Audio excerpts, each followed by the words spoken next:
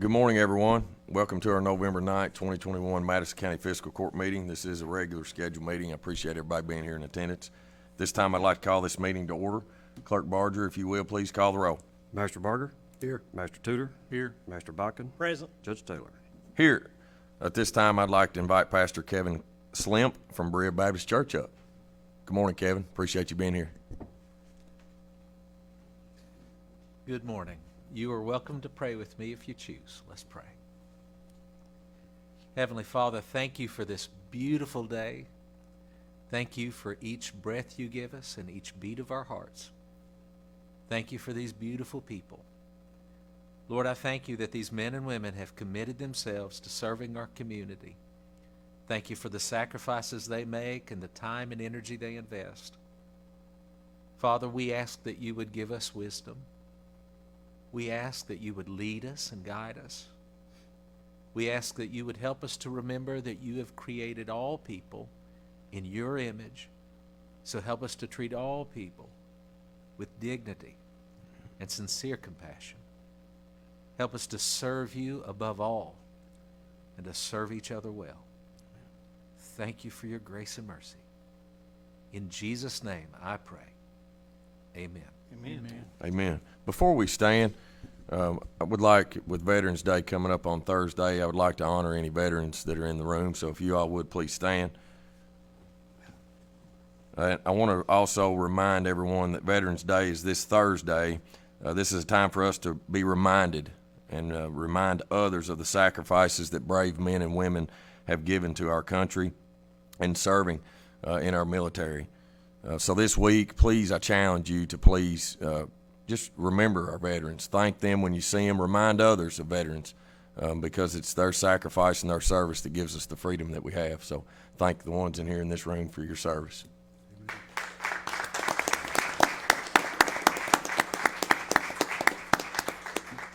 And back to our veteran on the court, if you will, lead us in a pledge. Stand, please.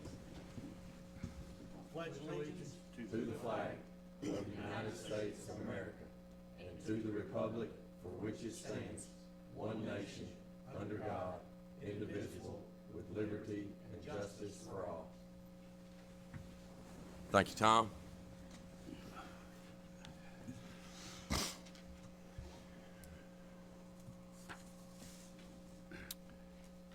Court members, y'all have had a chance to look over our minutes from our October 26th, 2021 fiscal court meeting. Do I have a motion and a second to approve? Motion to approve, Judge. Second.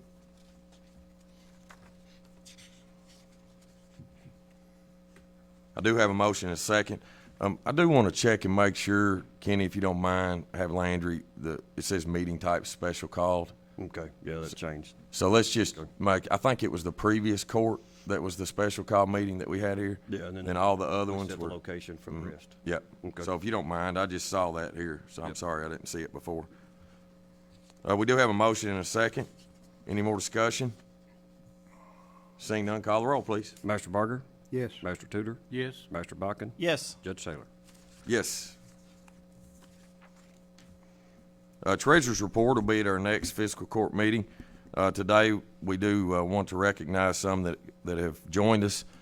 And I do have a proclamation on proclaiming Nurse Practitioner Week.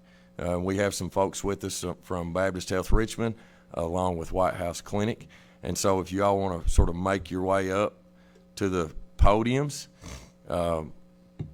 and I don't want to divide because we all are a partnership when it comes to health care, but where everybody's sitting, it might be some can go to that podium or you can be together, however, while I read the proclamation. Whereas nurse practitioners serve as trusted health care providers for patients in our state and our county, and whereas nurse practitioners are at the forefront of efforts to combat COVID-19, leading efforts to test, diagnose, and treat patients and prevent the spread of the virus. And whereas nurse practitioners practice in clinics, hospitals, emergency rooms, urgent care centers, nursing homes, and private practices throughout Madison County, wherever patients are in need.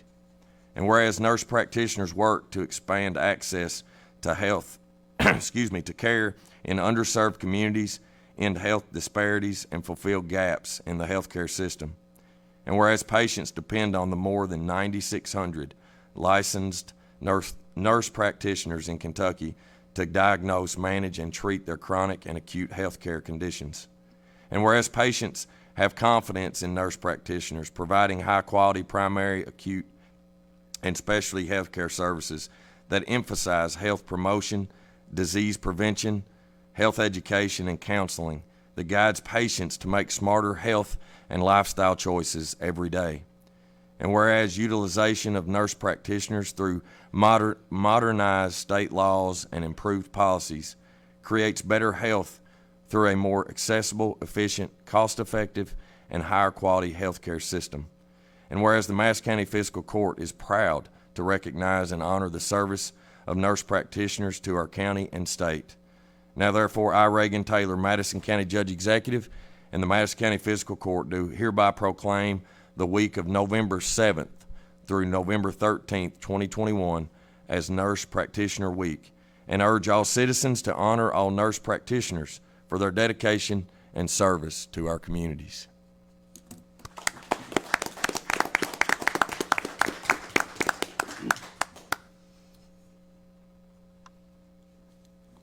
We'll go ahead and present the proclamations. Y'all will make your way up for pictures, and we'll get them to say a few words. Are we gathering up?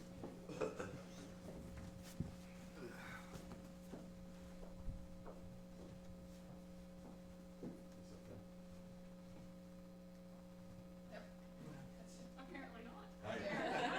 Stephanie says no. I want her to say like that's plenty.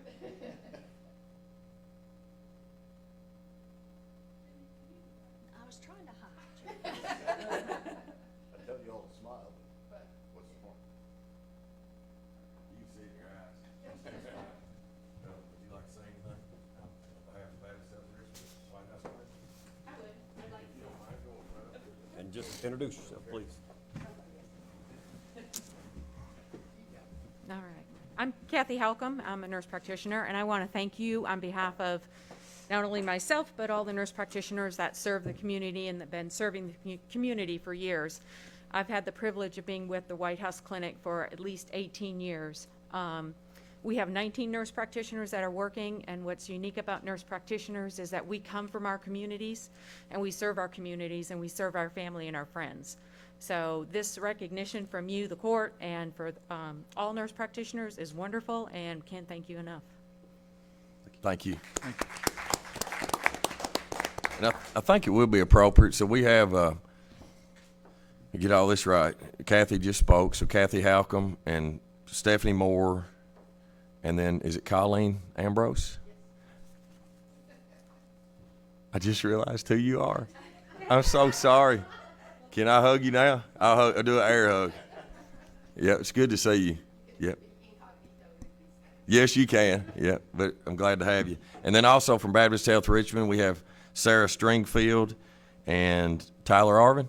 Is that correct? I didn't miss anybody, did I? Thank you all so much for being here. Appreciate it. Thanks for what you do.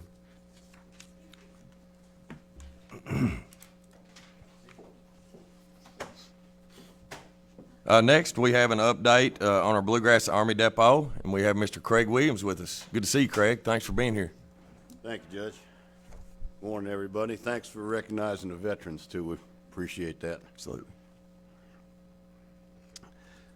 Well, we're making progress. I was just telling Magistrate Tudor we might see the end of this before he and I pass away. At least I hope so. So we're going to move on to the first slide. I'm going to talk about 4 different things here, and I'm going to be relatively quick, although the judge will say no matter how fast I go that it's not fast enough.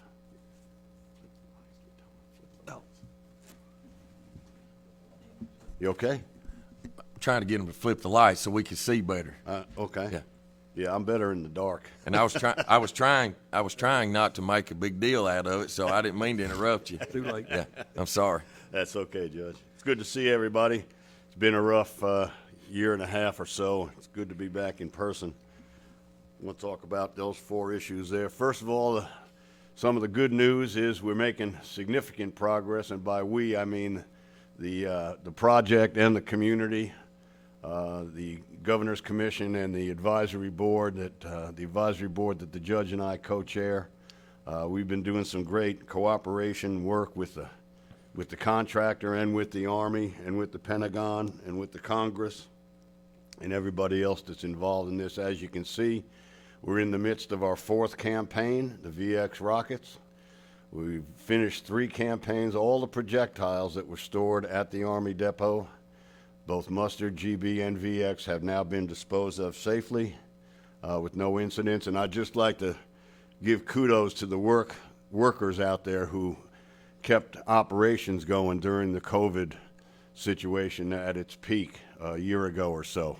They really deserve a lot of credit, as does the program and the contractor who was able to maintain operations throughout that period. You can see there's 2 different types of technologies that are being used: the explosive detonation technology, which I've briefed you on before, and the main plant, which is the disassembly neutralization process, and I've briefed you on that as well. If you have any questions on either of those, you can ask me when I'm finished or any time that you want. Here's the recent schedule, the most current schedule. We're looking like, you see that big green star, that's the day we've all been waiting for quite a while. We anticipate that in the latter part of 2023, that the last munition stored at the depot will be disposed of. And depending on how the Colorado site proceeds with their disposal process, when we destroy our last rocket, that may be the end of all of the chemical weapons stored in the United States of America. And it'll be a great day, not only for us, but also for the 192 countries that are party to the international treaty to dispose of and not make any more chemical weapons. And it's the first real global treaty for a weapon of mass destruction that will be achieved, except for a couple of outlying countries who I'm sure you can probably guess who they are. But it will be a really tremendous day, and I'm hoping that we can erect some sort of memo or statue or some kind of monument in Richmond somewhere, Madison County somewhere, to remember that day that we disposed of the last chemical weapon in the United States of America.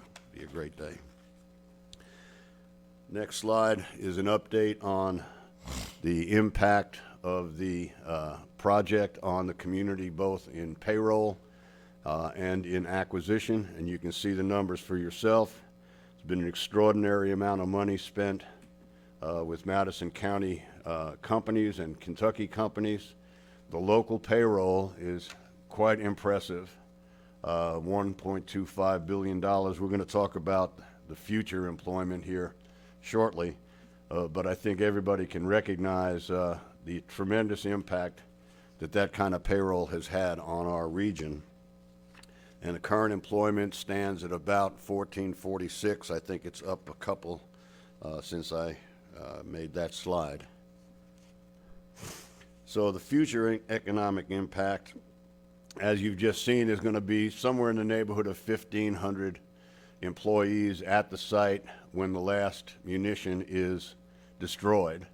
After that, of course, there is the cleanup and what they call the closure phase, but the number of employees will diminish significantly as the closure phase is initiated, because there will not be any need for all of the workers that have been treating the munitions. So we've been looking at what do we do after the weapons are gone. We spent a lot of time on that. I've worked with the Bluegrass Area Development District, the Governor's Office, David Stipes from Richmond, the judge, and Colleen before she left, the Berea economic development people, just everybody in the region that is sensitive to the fact that all those people are going to be unemployed at one time or another here in the not too distant future. I've asked the Bluegrass Chemical Activity and the Bechtel Parsons Bluegrass contractors to provide me with a survey that they took of their employees asking questions like, what do you plan on doing when the project is over? Do you plan on staying in the area? Are you going to be looking for work? Do you already have a job post-DMIL? That sort of thing. And the Bluegrass, the Bechtel Parsons Bluegrass responded with this chart. And you can see about half of the people responded, and none of this is mandatory, so they don't have to answer if they don't want to.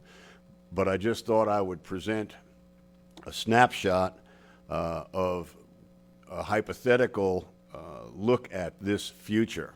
As you can see, what I've done on the top line is I have doubled the responses that answered yes, that they're going to stay in the area, to reflect the fact that only half the people responded to the survey.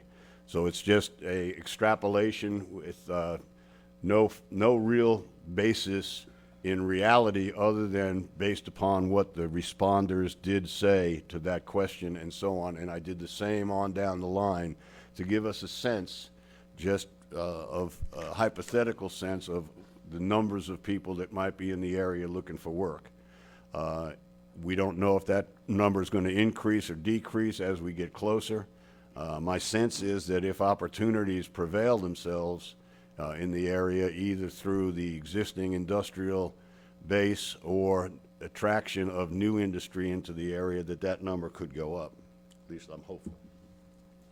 On the Bluegrass, on the Chemical Material Agency's chemical storage operation, I did basically the same thing. You can see the numbers there. Many of those folks are defense contractors. A lot of them are security guards. They're going to be looking for transition into other opportunities at the depot or to be hired at other federal facilities and maintain their federal employment status. And again, I've just taken the numbers and that were given to me and just put them out there in front of y'all so you can see. So we're talking about in the neighborhood, if my extrapolation is anywhere close, we're talking in the neighborhood of about 800, 900 people that are going to be remaining in the area looking for jobs. That's a lot of jobs. And we're hoping to keep as many of those people here as we can. We have, not only are we looking at opportunities for existing employment that's already here, but we're also looking at attracting other businesses. And just recently, we have a couple of interested parties that are talking about possibly coming here and locating here and starting a new operation. And of course, you know, I can't say who they are and all that stuff because it's all private, but it's looking pretty encouraging. And I have to say that Bechtel International and Bechtel Enterprises has been very helpful in assisting the economic working group of the advisory board that I chair along with George Ridings Jr.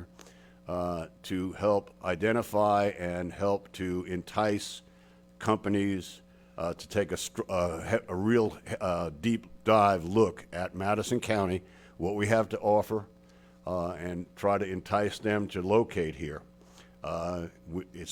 We have some promising interest, and we'll keep you updated as things develop. Greg, those potential companies that are coming here, you're talking about locating on the depot then, No. off the depot? Well, one may be either place. The other one would be off the depot. Okay. We're working, I'll show you a slide here in a minute that shows some of the interest on the inside the fence line that the depot currently has about what infrastructure might be used post-DMIL. As far as these two companies go, one could go inside or outside and the other one would be outside. Okay. Thank you. Sure. Also in that same vein, working with the Bluegrass Area Development District and the other collaborators in the economic impact focus that we are engaged in, we got well, the Bluegrass Area Development District got a grant from the Office of Local Development, Community something or other. I can never remember what that is. It used to be the Office of Economic Adjustment, but the military seems to change their acronyms every couple of years. But it's a Defense Department office, agency that funds communities who have either base closures or large defense contracts that are coming to an end.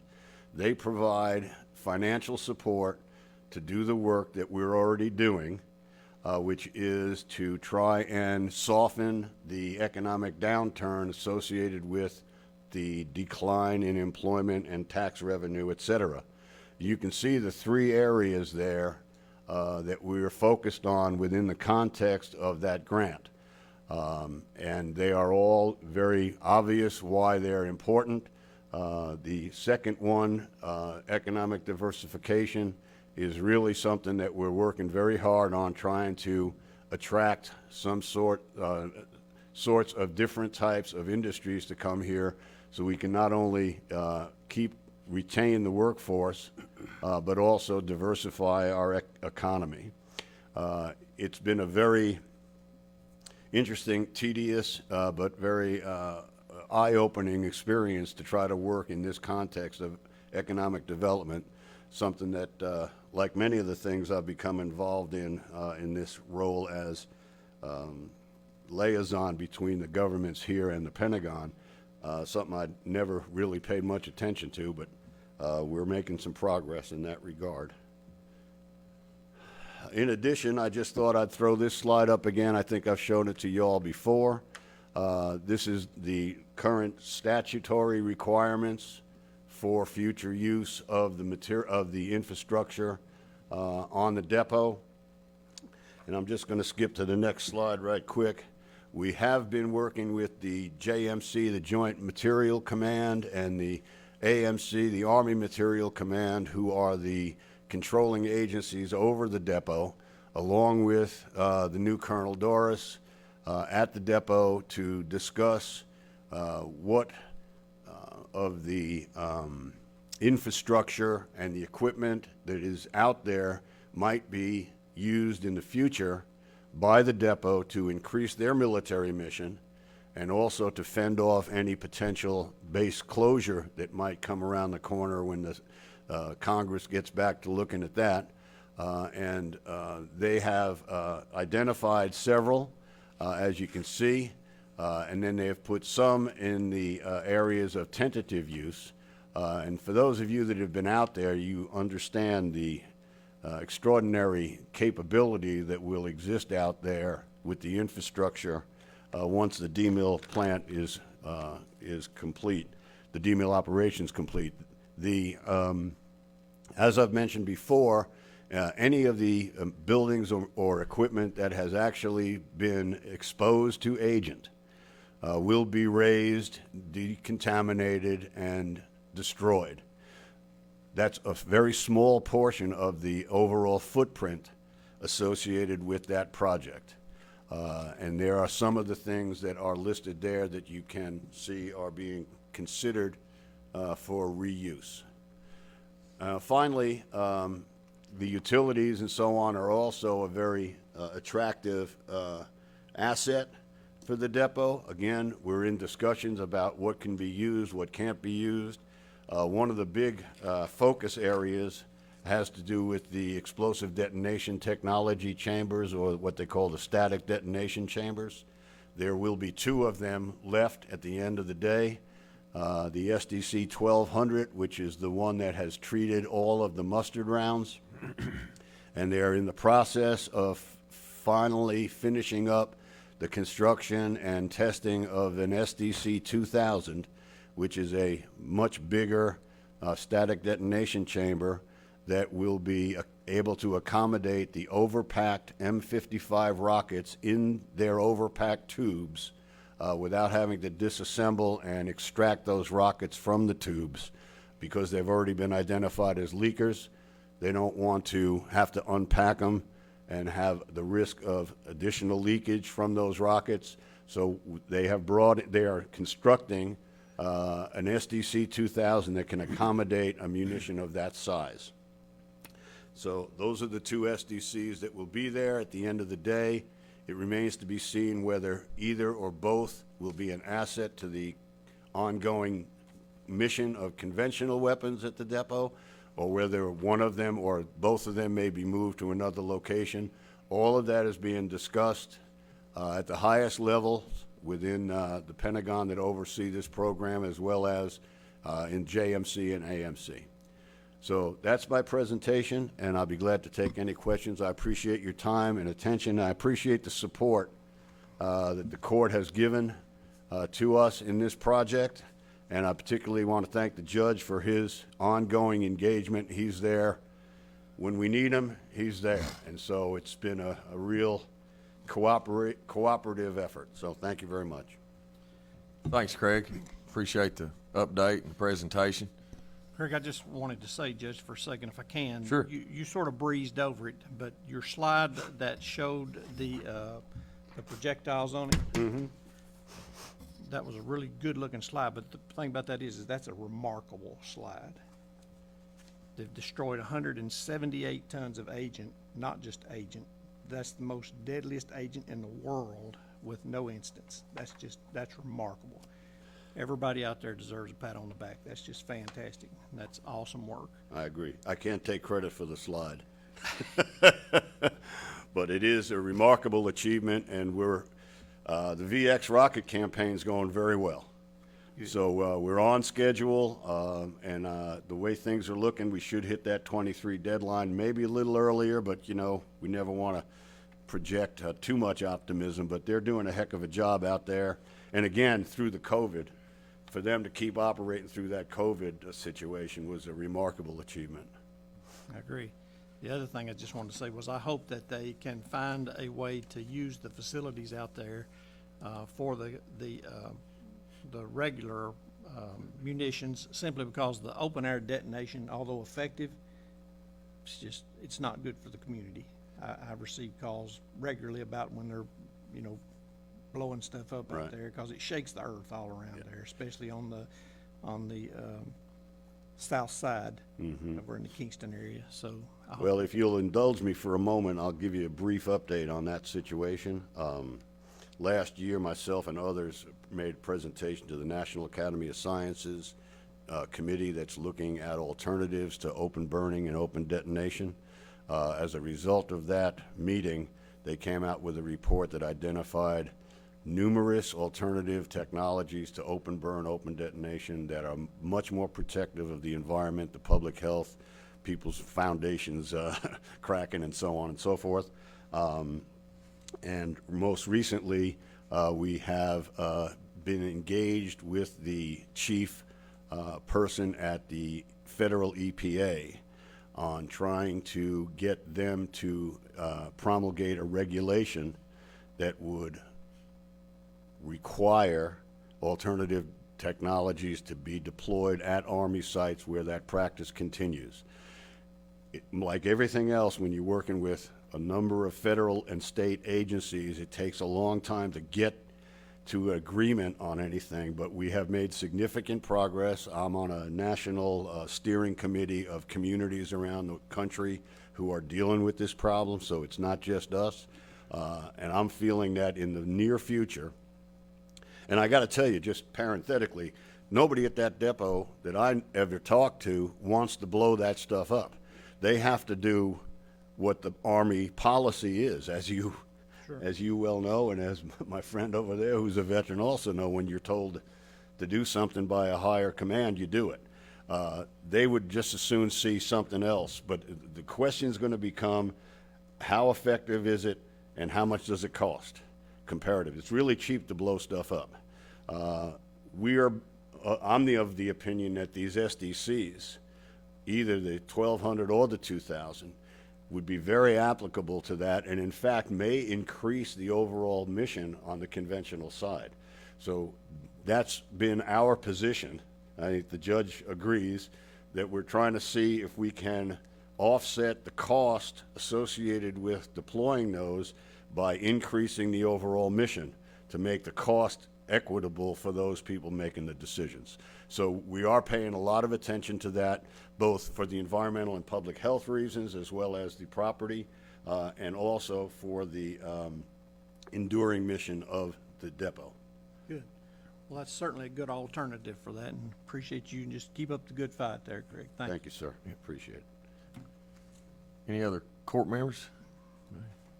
Questions? Just one last question, Craig. Yes, sir. Looks like the final DMIL process is going to wind up in basically 2 years from about now, or maybe a little bit sooner. What is the timeline on the cleanup procedure for? Oh, the tearing closure phase? Closure phase, Yeah. tearing down everything. The closure phase, 2 to 3 years.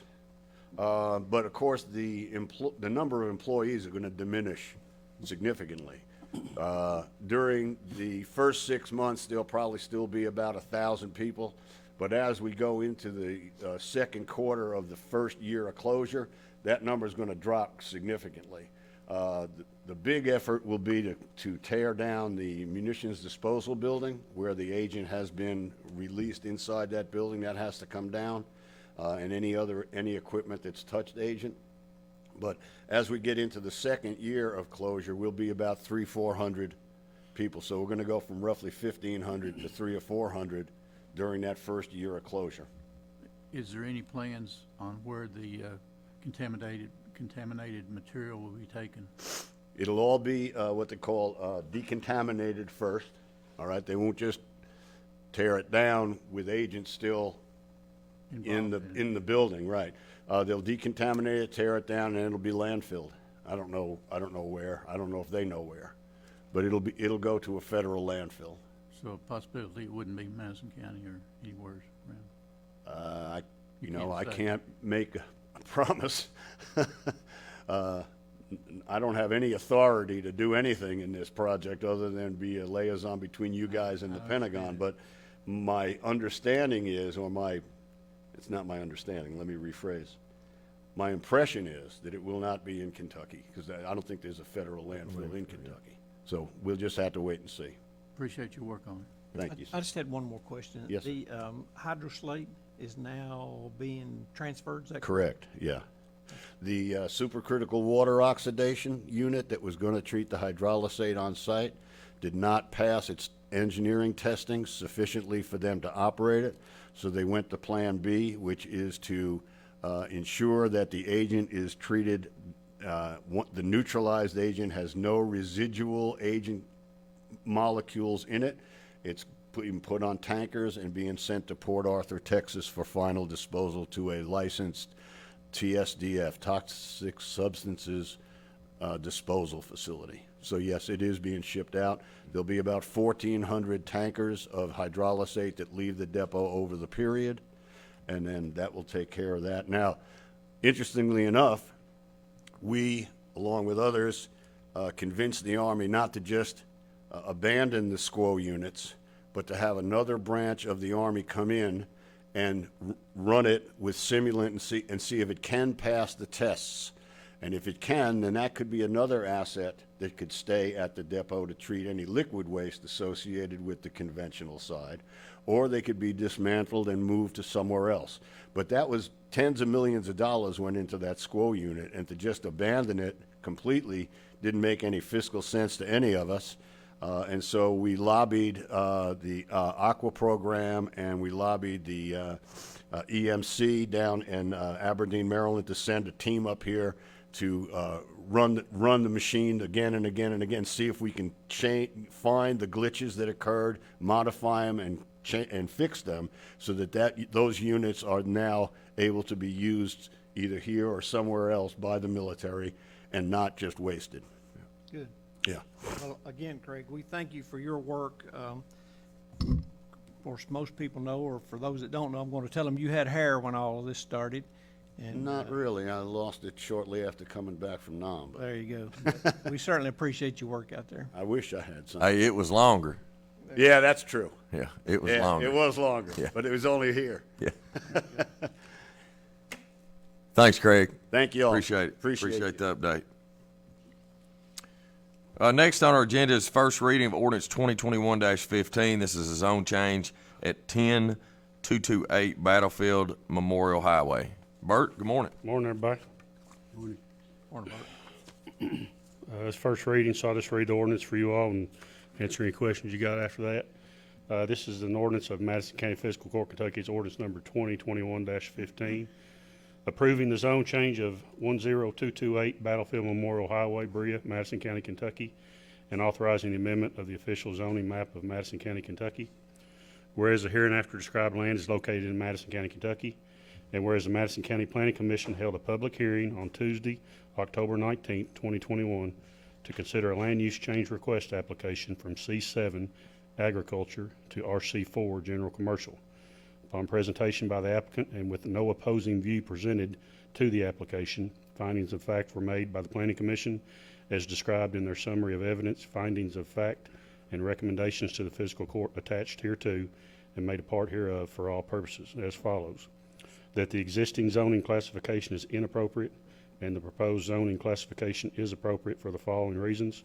This area was one of increasing economic activity, with several adjoining or proximate properties being zoned similarly to the classification proposed by the applicant. That the use of this property as it was presently zoned was not consistent with its actual and best use. That the property was within an area and had been well used in a manner that made the proposed classification appropriate and the existing classification inappropriate, and that the proposed classification would allow this tract to conform to the surrounding tracts and was consistent with the comprehensive plan. And whereas the Madison County Planning Commission, upon hearing testimony, made a motion with unanimous consent to recommend to the Madison County Fiscal Court to approve the land use change request from C7 to RC4. And whereas the Madison County Fiscal Court has reviewed said findings and recommendation of the Madison County Planning Commission, and being otherwise sufficiently advised, does hereby adopt the findings of fact made thereby. Now therefore be it ordained and enacted by the Fiscal Court of the County of Madison, Commonwealth of Kentucky, that the land use classification of the following described property be changed by this ordinance from C7 to RC4 classification.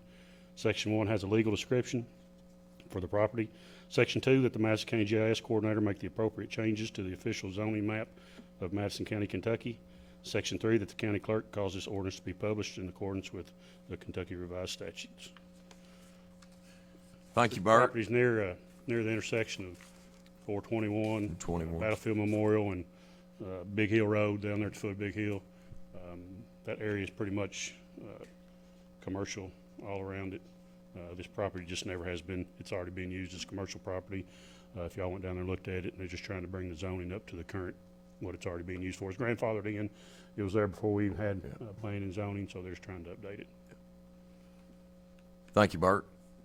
At this time, do I have a motion to approve the first reading of ordinance 2021-15? Judge, I'd like to make a motion to adopt ordinance 2021-15. Second. Have a motion and a second. Do we have any discussion?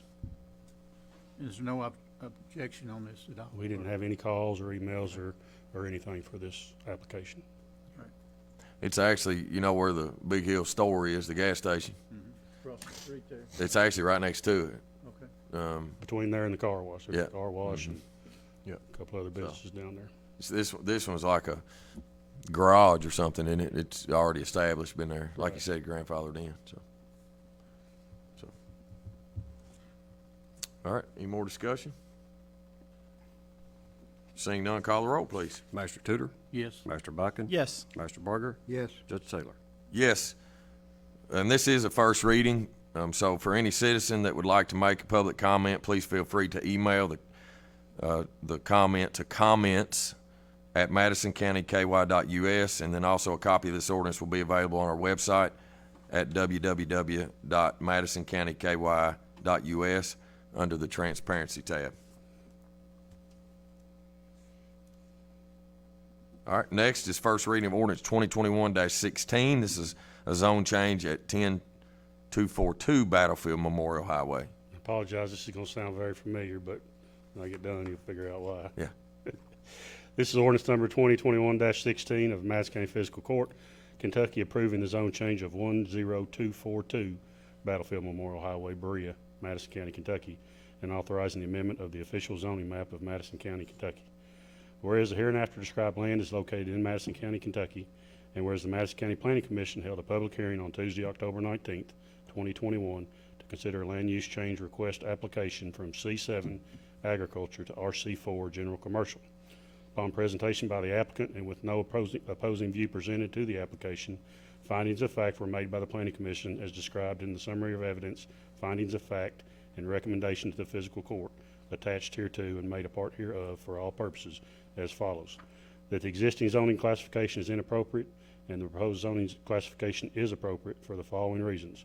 This area was one of increasing economic activity, with several adjoining or proximate properties being zoned similarly to the classification proposed by the applicant. That the use of this property as it was presently zoned was not consistent with its actual and best use, that the property was within an area and had been well used in a manner that made the proposed classification appropriate and the existing classification inappropriate, and that the proposed classification would allow this tract to conform to the surrounding tracts and was consistent with the comprehensive plan. Whereas the Madison County Planning Commission, upon hearing testimony, made a motion with unanimous consent to recommend to the Madison County Fiscal Court to approve the land use change request from C7 to RC4. And whereas the Madison County Fiscal Court has reviewed said findings and recommendation of the Madison County Planning Commission and being otherwise sufficiently advised, and does hereby adopt the findings of fact made thereby. Now therefore be it ordained and enacted by the Fiscal Court of the County of Madison, Commonwealth of Kentucky, that the land use classification of the following described property be changed by this ordinance from C7 to RC4 classification. Section 1 again is a legal description for the property. Section 2, that the Madison County GIS coordinator make the appropriate changes to the official zoning map of Madison County, Kentucky. And Section 3, that the county clerk cause this ordinance to be published in accordance with the Kentucky Revised Statutes. Thank you, Bert. I do have a motion and a second to approve the first reading of ordinance 2021-16, zone change at 10242 Battlefield Memorial Highway. Motion to approve ordinance 21-16, Judge. Second. Have a motion and a second. So this property is adjacent, right next door to the one we just heard. Again, it's actually being used for commercial purposes right now. It has a row of storage buildings on it that have been there as long as I can remember. Again, the surrounding properties are zoned commercial, so the owner is just trying to bring the property up to current use, what it's being used for anyway. But it's the property right next door. These two properties are Right. adjacent to each other. Okay. We have a motion and a second. Do we have any more discussion? No calls or anything on this one either, Judge. Okay. All right. Seeing no more discussion, call the roll. Master Botkin, Yes. Master Barger, Yes. Master Tudor, Yes. Judge Taylor. Yes. Thank you all. For any citizen that would like to make a public comment, please feel free to email the comment to comments@madisoncountyky.us. Also, a copy of this ordinance will be available on our website at www.madisoncountyky.us under the Transparency tab. And then also on both of these ordinances, our second readings are sort of that public hearing. And so anybody that would like to come in, the public that would like to come to our next fiscal court meeting and speak on behalf of it in person, they can do that as well. So you can either send the comments through our website, or you can actually come in person. So thanks, Counselor. Next is Resolution 2021-118. This is God's Outreach Food Distribution Center CDBG project. Good morning, Glenna. Good morning. I'm going to read the Resolution 2021-118, a resolution of the Madison County Fiscal Court authorizing the submission of an application for the God's Outreach Food Distribution Center Community Development Block Grant. Whereas the Madison County Fiscal Court recognized the important mission of the God's Outreach Food Bank in providing nutritious meals to community members in need. And whereas God's Outreach has throughout the years helped feed thousands of Madison and surrounding county residents. And whereas in the intent of God's Outreach to purchase property on 4 Mile Avenue in Richmond, Kentucky and construct a food distribution center.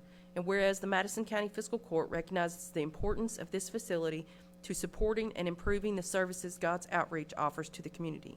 Now therefore be it resolved this 9th day of November 2021, the Madison County Fiscal Court does hereby approve the resolution and authorizes the Judge Executive to execute same on behalf of the county as follows. The Madison County Fiscal Court agrees and resolves to apply for a HUD Community Development Block Grant funds in the amount of $1 million for use in a project entitled God's Outreach Food Distribution Center, CDBG, and further authorizes Madison County Judge Executive Reagan Taylor to sign all documents necessary to seek the federal financial support that would enable this project to move forward. Thank you, Glenna. Do I have a motion and a second to approve Resolution 2021-118? So moved. Have a motion? Have a second? Any discussion? All right, seeing none, call the roll. Master Barter? Yes. Master Tudor? Yes. Master Buckin? Yes. Judge Taylor? Yes. Thanks, Glenna. I'm excited about this project. It's going to be great for not only Madison County, but also our surrounding counties. If y'all don't know that God's Outreach has really sort of started these mobile food banks that are able to go out to the different communities instead of trying to get people to have to travel all the way to our local. They're actually able to go out in other communities. So this distribution center will allow them to be able to store more food and actually get the food out into those communities where it's needed. So it'll be a good project. I'm excited to be a part of it. Next is Resolution 2021-119. Dustin. Yes. Good morning, buddy. Morning, everybody. Resolution 2021-119, resolution approving the continuation of the contract with Everbridge for mass notification. Whereas the Csep program requires alert and notification systems to ensure public safety, and whereas the Madison County EMA Csep program has a contract with Everbridge as a mass notification tool for the Csep program, whereas the Madison County EMA Csep program wishes to execute its next option year as part of the contract, and whereas there is no additional cost above contract price to the program to execute this option year, and whereas the Madison County Fiscal Court wishes to continue the contract for the mass notification system, Everbridge, in the amount of $29,500 annually, which is attached here to this resolution. Now therefore it be resolved that the Fiscal Court does hereby approve to enter into the contract and authorizes the Judge Executive to execute the same on behalf of the county to go into effect retroactively October 1, 2021. Thank you, Dustin. Do I have a motion and a second to approve Resolution 2021-119? So move. Second. Have a motion and a second. Any discussion? This was a 5-year initially, was that correct? It was a 5-year with 3 option years. This is year 2 in the option. Year 2. Yep. Yes, sir. All right. Any other questions? Is this kind of the base price it's been costing per year, Dustin, or? Yeah, so what we did was, knowing kind of a idea when the program was going to end, we entered into a long-term contract with them to set what we need with our capabilities and what we needed to meet those capabilities. So when we did that, and plus knowing that the end, these programs are very hard to switch back and forth from with all the data that has to be entered into them. So that was another kind of component to that. But yeah, it's just pretty standard for what we're requesting. Does court members, do y'all know what this program actually does? Might be good to maybe just explain that real quick, Dustin. Yeah, you bet. This is the tool that we utilize to call back our responders and our stakeholders into the EOC. So if there's an activation of some kind, we can utilize this tool for that. This tool is also capable of anybody that still has a landline, which is a kind of a dying thing, as we all know. But if they do still have a landline, we call those numbers. Additionally, you can go to the county's website, and under the EMA section, there's a button that you can click on that says Everbridge, and you can sign up, or what they call opt-in, and put your information for cell phones and things like that. So that's what this is tool. That's what this tool is, and it's just one tool in a toolbox to try to notify people in an emergency. For instance, there was a chemical spill, I think, out on the interstate around Colonel Road and Boone Trail there. Yep. Right around Whitehall Baptist Church several years ago. And so this program, they were able to go in and identify kind of a radius around that spill. And this program actually notified all those people inside that county radius that spill had happened, and what to do and that kind of thing. So Absolutely. Yep. Thanks, Dustin. Any other comments or questions? Dustin, is this something that you're hoping that will continue after the D-mill is completed, or will it just dry and go away? You know, I think we're still in discussions kind of on what that is. You know, this program has its limitations, you know, definitely with the landline side of things, where more people have cell phones. We have other ways to get to those cell phones. I think we definitely would look at the options. This dollar amount, what we're paying for, is pretty high compared to what other communities pay. The reason for that is we have such a necessity to get those calls out in such a quick time to our entire population. And in order to do that, we have to have a little bit more infrastructure paid for at this company. So in the future, we can probably reduce some of that need, some of those capabilities on their end, which would reduce the cost. But I think that's, again, something as we go through our closeout communications, as we, you know, near this end, it's something we're going to weigh and identify what the need is and, you know, is it feasible? But when Csep funding dries up, they quit supporting this program, it'd fall back on county fiscal. Yeah, absolutely. Yeah, absolutely. If we were to keep it the way it is, or any part of it, yeah, it would absolutely fall back to the county at that point. Yep. Any other questions? We do have a motion and a second to approve Resolution 2021-119. Seeing none, call the roll, please. Master Tudor, Yes. Master Bodkin, Yes. Master Barger, Yes. Judge Taylor. Yes. Thank you, Dustin. If you stay there just for a second. Also, on the God's Outreach Resolution, it was 2021-118 that we passed for the CDB project. I do want to make an announcement that there will be a public hearing tomorrow on that project at our Madison County Courthouse in our fiscal courtroom located at 101 West Main Street in Richmond. It'll be at 2 o'clock tomorrow. That'll be Wednesday, November 10th, 2021. So Judge, are there signs posted where that location's gonna be? there will be, yes, out at the courthouse. I mean, where the building's gonna be, where the construction of the, I'm not sure exactly where the construction is going to be. You talking about for the God's Outreach? yeah, gotcha. Yeah, I just know it's on 4 Mile. I'm not exactly sure which lot it is. And I'm sure some of that will come out once the grant gets awarded. I mean, this is kind of the start of it. So I'm not exactly sure where it's going. But I'm sure Anthony knows. Anthony Lowry at God's Outreach. Yep.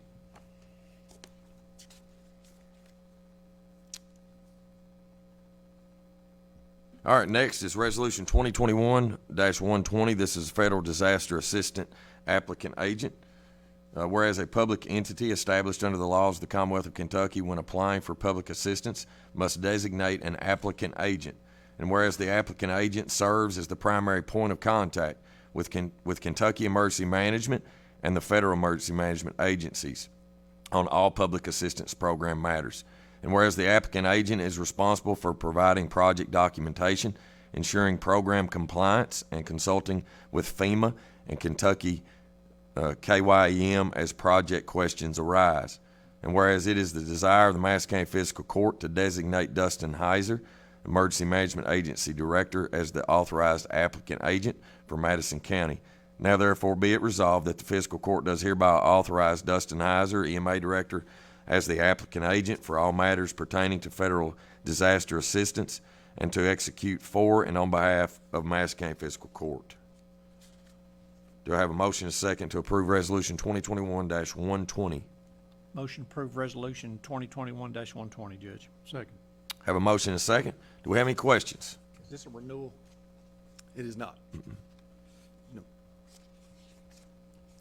No, so just explain sort of some of those roles, like flooding. Yep. Dustin, somebody maybe lives in a flood zone or not in a flood zone. Just kind of talk the court members through what your role as our applicant agent is. Yeah, so the applicant agent is, if we have a disaster such, in 2019, we had a disaster. I think Arbuckle Road is one of the ones that comes up to mind, where we had some roadside slip away, and part of that is with emergency management, we work and do a declaration to obtain public assistance.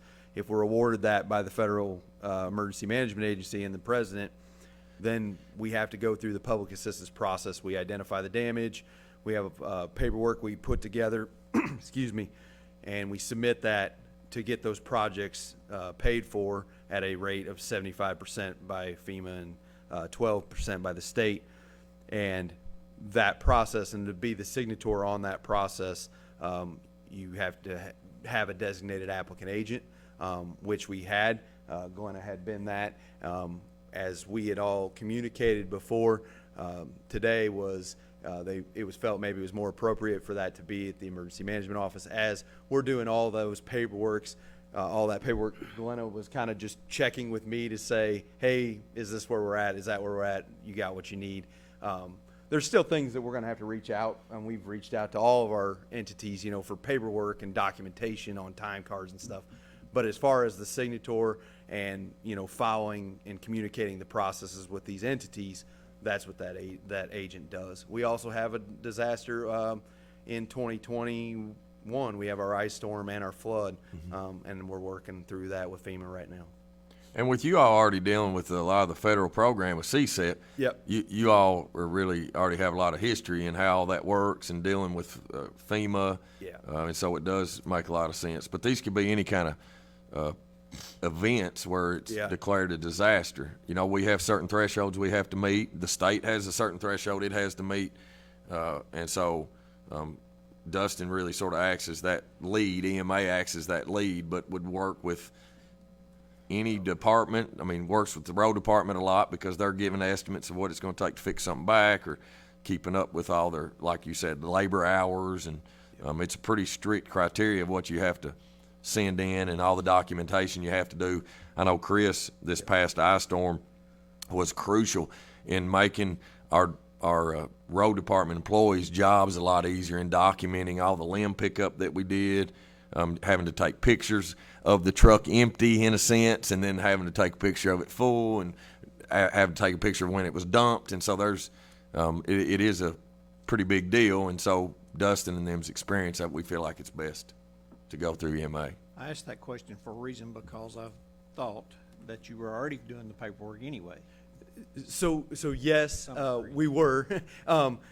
We were just, the way it was set up before was we were not the, or I was not the signator on the final process. Yeah. And that was all going through Glenna, and as Glenna and I and the judge and talked, we felt that was appropriate to. Well, and everybody plays a big role in Oh, it. Glenna yeah, and them play a huge role in it. Yeah, as our Still play a role in as our CFO. another step we were having to take that they were already doing, so really, he was already handling it. He just needed the title to go with it instead of handing it to Yep. me to sign off on and then handing it back to him to send in. It just made more sense for him to be that. Yep. Makes sense to me. Yep, it's good. Any other questions or comments? Dustin, you mentioned that the FEMA would finance 75% of this, and the state 12. The other 12, is that in-kind work that the county would do? So the county, so in a disaster, the FEMA provides, once you go through all the process and they everything jives. FEMA provides 75%, the state provides 12%, and then the 13% comes out of the local fund. And yes, it can be in kind. So that contributes to. It doesn't have to be. Doesn't have to be. You could just. But we've been doing it that way, basically, haven't we? Well, we have. When like all of our road department equipment and Yeah. our labor force and all that, when like they're picking up the trees, of course, all that counts towards in kind. And typically, Magistrate Tutor, you've already done the work. Let me take that back. Certain projects, like the Arbuckle project, we had a contractor, right? That's just one that keeps coming to my mind. That was a contractor. That's a little different. But like on some of the smaller things, the latest flood, the road department went and graded like a gravel road. They put rock down. They did all that work anyways. What we were just working is hey, let's get reimbursed for that. So we'll get that, what is it, 75 plus 12, 80, that 87%. We'll get that 87% of it back because we were already, it's already been done in those cases. The Arbuckle Road one was a contractor. So there we could do the in-kind. So, if there was gravel that needed to be hauled, for instance, I think in that situation, the road department hauled the gravel, and that lessened, the county's portion of the total project. Yeah. Thank you, Dustin. Yeah, you bet. Any other questions? Seeing none, call the roll. Master Bodkin, Yes. Master Barger, Yes. Master Tudor, Yes. Judge Taylor. Yes.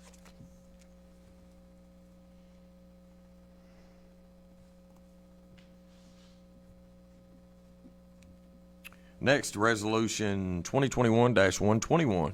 Dustin? Yes. Resolution 2021-121, a resolution approving the HVAC improvements to the basement of the Joint Information Center. Whereas the Csep program operates the Joint Information Center, the JIC, at 558 South Keeneland Drive, Richmond, Kentucky, and whereas the HVAC system in the basement of this facility is no longer serviceable, and whereas the Madison County Emergency Management Agency Csep program wishes to execute a contract with Jones Heating and Cooling to replace the HVAC units.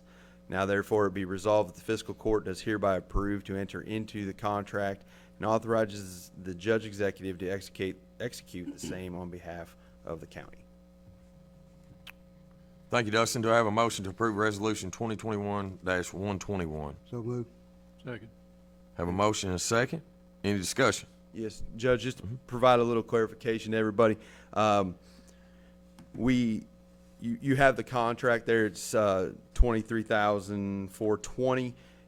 That where it's under $30,000, we didn't bid, but we did get our 3 quotes.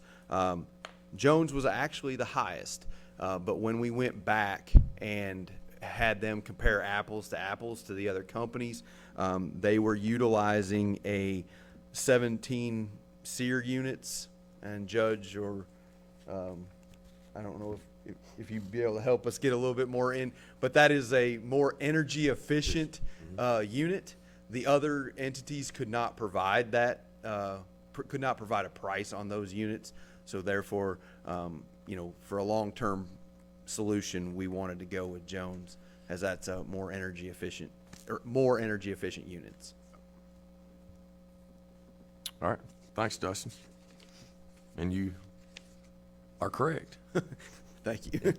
Appreciate that. Any questions or comments? We do have a motion and a second.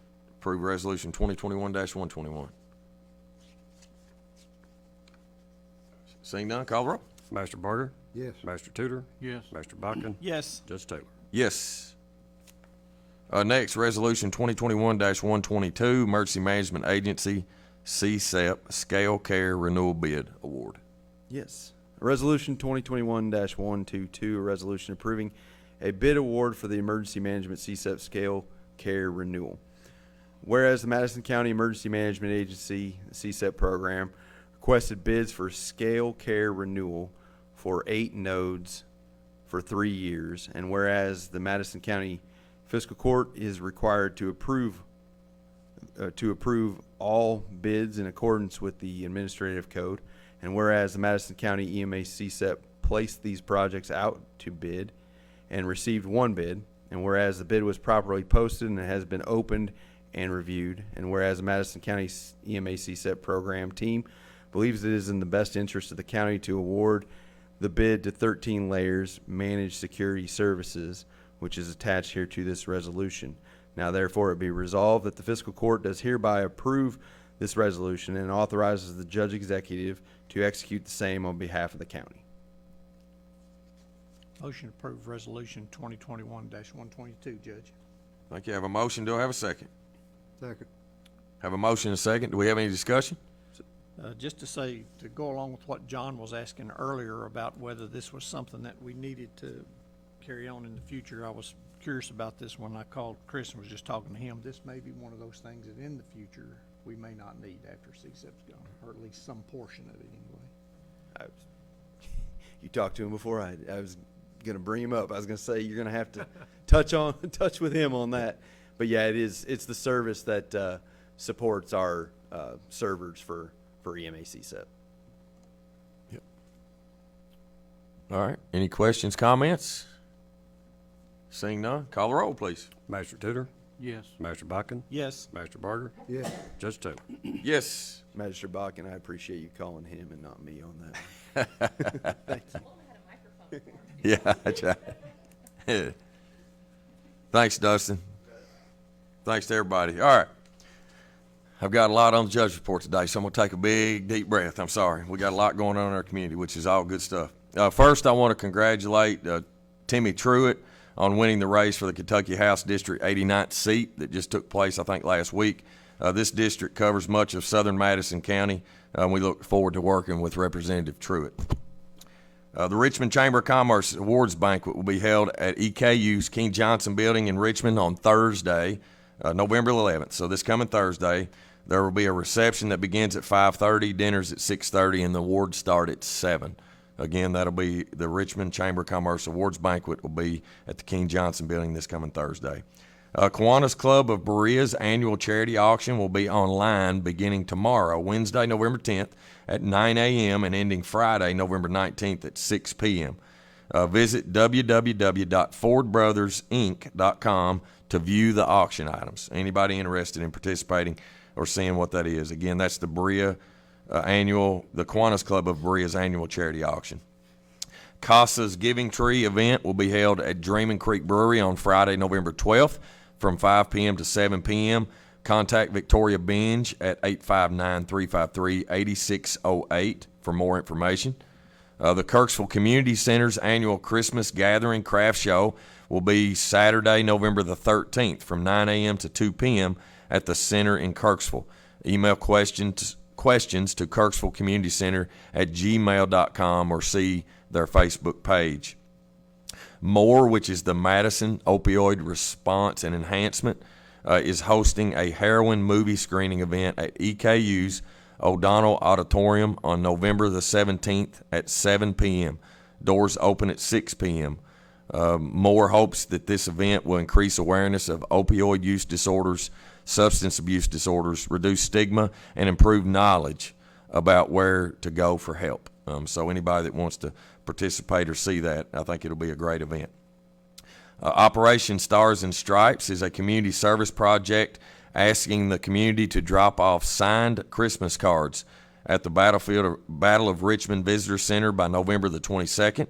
Be sure to include your city and state when signing the cards. Military Missions in Lexington will include the cards in their care packages that they send to military personnel. So this is something that Philip Seifert has done for years, collecting these cards, and these cards go all over the world during Christmas time to just say a little thank you to all of our military people that are working and are away from their families during the holiday season. So great program, and I appreciate Philip taking the initiative to be a part of that. Santa Claus will be visiting Pleasant View at Richmond Battlefield Park on Sunday, November 21st from 2 p.m. to 4:30 p.m. This event is free, but we do ask families to bring a pack of new and prepackaged athletic-type socks for Project Warm Feet. This is a great opportunity to get a photo with Santa for your Christmas cards.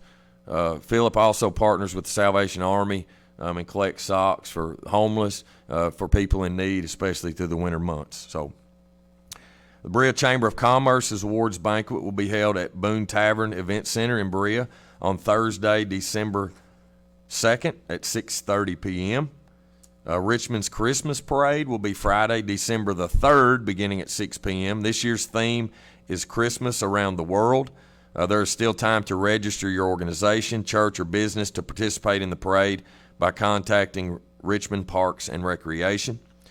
Berea's Christmas Parade will be Saturday, December the 4th, beginning at 6 p.m. This year's theme is Christmas Past and Christmas Present. There is still a time to participate by contacting the Berea Chamber of Commerce. The Salvation Army needs bell ringers for their 2021 Red Kettle campaign.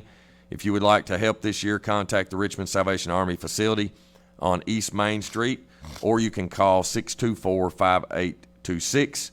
And then our Madison County courthouses will be closed, and related offices will be closed this coming Thursday, November the 11th, for Veterans Holiday.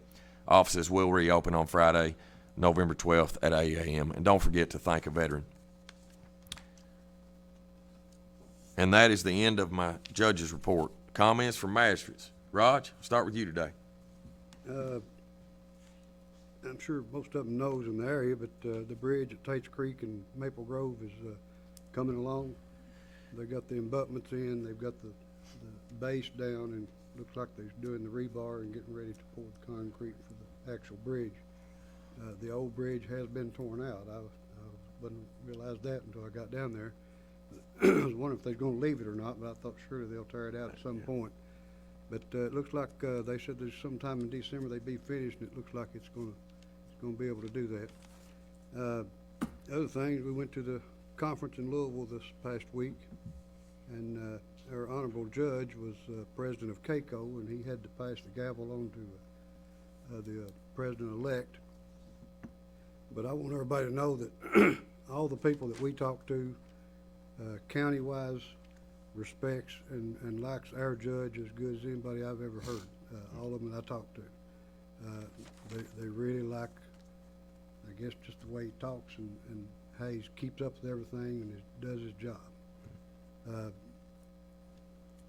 It's good to go to these conferences, but I felt a little lax this time because we get to usually sit at a table with other magistrates and judges more than we did this time. COVID had a lot to do with that. But you learn more from the guy in the next county than you do from the speaker most of the time, or I do, because he's had the same problem you've had, and here's how we handled it. So that's what I learned from most of my conferences. And when you're sitting in a meeting room and there's a speaker, you can't hardly talk to that guy because you're interrupting everybody else. So table to table, you know, if you can get with some of the other magistrates, you're gonna learn a lot more than any other way. That's all I got, Judge. Thanks, Raj. Appreciate it. John? Judge, I don't have a lot to say other than I'm just going to kind of piggyback on what Roger said there. The conference was pretty good. We had topics anywhere from solar farms to broadband to drug abuse, just numerous things that our county's dealing with. And like Roger said, a lot of it we've heard before, but to experience how some of the other counties are dealing with it kind of makes a difference and gives us a little insight on what we can do and what we can't do. I was out on Greens Crossing, which is going to be the last blacktop project in the 3rd District for this year. They've got the road marked. I'm pretty sure that Alan's going to try to get that done before they have to close the blacktop plants down at Boonesboro. So look for some blacktopping on Greens Crossing all the way from Concord out to 52, which is about a 3-mile stretch there. And so I'm pleased to get that done before winter.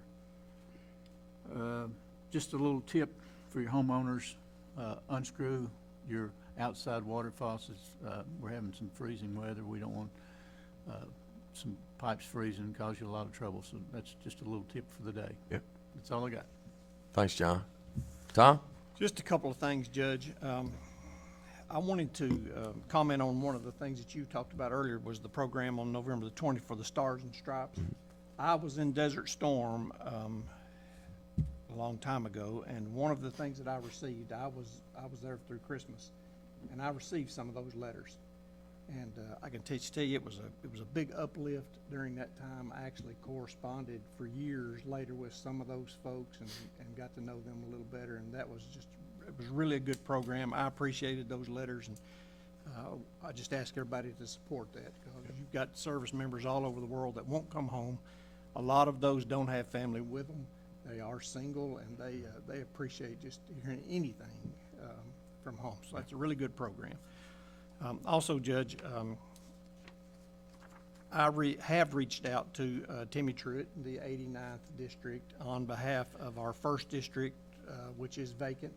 It does cover the 1st District, and his area also covers part of the 4th District. And I've made contact with him and just asked him to get a hold of me, and I would show him the pertinent projects that we're interested in getting done. And I'm going to hopefully get the opportunity here within the next week or so to take him around and show him some of those areas. I want to commend our road department again. I've called Scott since Willie's been gone, and he was still there, but they were transitioning. And I thank those guys for getting a couple trees cut down that were dead, graveyard dead, right on the roadside. It was a really hazard, and they got their people out there quickly to resolve those issues, and I appreciate that. Brandon has also been Brandon McIntosh at the State Road Department has also been doing some things for us, and we certainly appreciate their help as well. And I think maybe that they have been able to hire a few people, Judge, so maybe they'll be able to get out a little more often. And, you know, they've had a long laundry list and nobody to do it. But hopefully we'll be able to see some more response to requests that we've got to get things done in their area as well. Also want to just comment on the conference. Judge, you were the president of the CAECO organization for the past year. I want to commend you, because leadership is not something that can be taught to some degree. You're either born a leader, in my opinion, or you're not. And you have been able to lead CAECO through this past year. It's been good for all, not just Madison County, but all the counties in the state of Kentucky, all 120 counties. And it's also been good for Madison County as well, to be directly involved in the leadership up there at CAECO and the programs that we have benefited from that leadership here in our county. So we want to thank you for that. Let's see, Judge. Also on the conference, we had some outstanding speakers this time. Mm-hmm. That program, you know, Roger said it, John echoed it. I'm going to just go ahead and throw some more on that. At those conferences, sometimes it's the same old thing to some degree. We have to go. We've still got to get 40 hours of training. But this year at that CAECO conference, we had some outstanding speakers this time, and that, again, was directly related to you, Judge, and we appreciate you bringing in those motivational speakers. We got to hear a lieutenant colonel named Robert Deering, who was directly with the vice president during the attack on the country during 9/11, just outstanding. Yeah. And his story relating to our county and our county officials and county leaders was just amazing. Yeah. How he did that. But we really appreciated that. Judge, we have, again, Veterans Day coming up Thursday. I appreciate you making that announcement earlier. You know, I just want to say to all the soldiers, sailors, airmen, Marines, Coast Guard, and I guess now we include our Space Force, all of those people that have served in for the freedom of this country. We certainly appreciate that. Madison County is full of heroes. You don't have to go far to find one. There's one sitting right over there, as a matter of fact. And we appreciate all the service from all of our service members, regardless of where you came from, because we're all one, and freedom is the main thing, and we take that for granted on a daily basis. So if you know a veteran, pat them on the back and say thank you. So we certainly appreciate it. That's it for me, Judge. Thank you. I do have two more things. I'm sorry. Thank you for pointing that out. The blacktop issue, John, thanks for bringing that up. We do have blacktop going in Deer Creek this week, I hope, and also down in Spring Lake down in Kirksville. With that, Judge, if anyone needs me, they can reach me at 200-9765. Thank you. Thank you, buddy. Counselor? Judge, just briefly, and I don't want to be redundant, I did get to attend the CAECO conference, which was actually my first CAECO conference, and so I enjoyed a good time. I hear some of our magistrates may have gotten some heckling from the back row. I will not confess. No admission or denying of that. But no, it was very good. I was actually, Judge Taylor deserves a lot of recognition for the hard work that he's done in that, but I will say the whole Madison County delegation, they roll in like a mob in the middle of the conference. So it was nice to see all of them. You know, we had to keep Judge Taylor from rapping a little too much, but that was okay. So, but we do appreciate that, and I can speak on behalf of my fellow county attorneys that I actually spent quite a bit of time with there as well, that we very much appreciate all you've done. And it was very bittersweet, though, to wish Ellen Williams a goodbye. Yes, very much so. And she also, she's the lobbyist for the County Attorneys Association as well, and so it's a hard loss for us, but hope she'll come back soon.